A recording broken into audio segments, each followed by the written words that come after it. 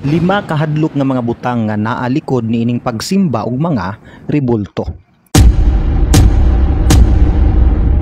Ang Biblia nag-ingon ng daan sa Exodus 20 verse 5 sa Old Testament pa lang nga usa siya kaabughuan nga Dios ug dili siya gusto nga naay laing Dios nga yukbuan ang tao.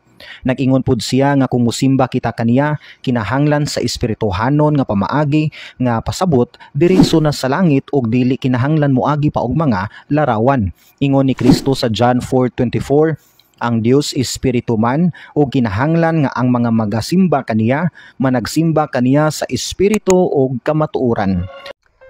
Kining atong mga higala nga mga dili katoliko maningkamot intaw na sila og mahimog mga butang o mga pulong na diin ilagyok dauton or ilahaging hiluan ang pangunahuna sa gitawag og mga dili katoliko.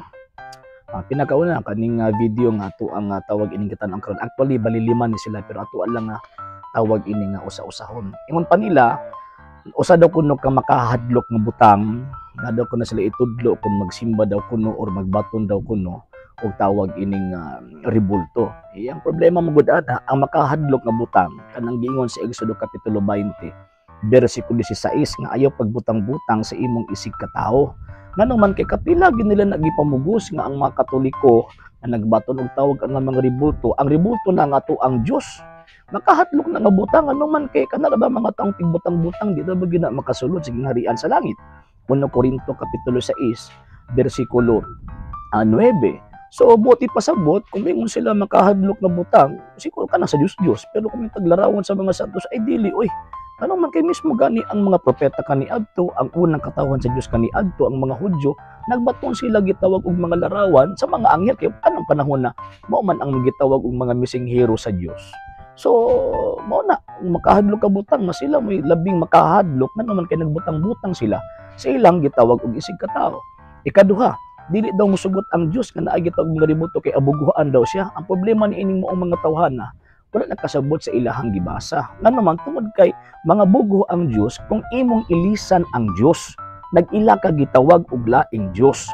Pero kung magbaton kag rebulto, wa nimo ilha ang rebulto nga imong Dios, so buti pasabot dili masuko ang Dios ni ana sama sa gihimo o gipahimo sa Dios ni Moises.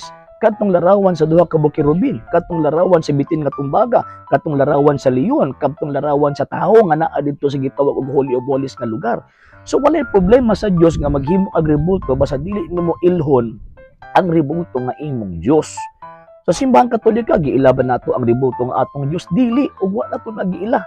Way buutang Katoliko magtudlo ni anang maong gitawag og butang nga nag-ilata ni anang maong rebulto nga ato ang Dios para ilisan nato ang Dios.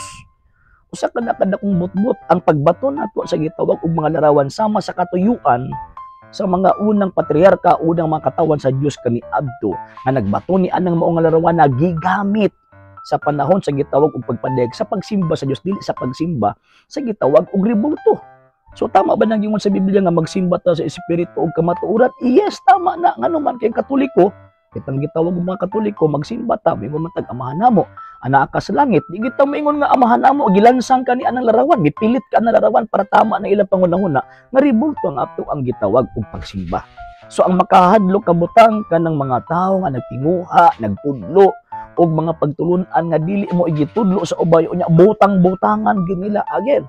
Kung mosunod mo aning mga pastoy o kini mga dili Katoliko nga nagtudlo-tudlo daw kuno may tungod sa balang kasulatan nya gisurambaw pagsabot ang balang kasulatan ay siguradong maimpierno gid mo.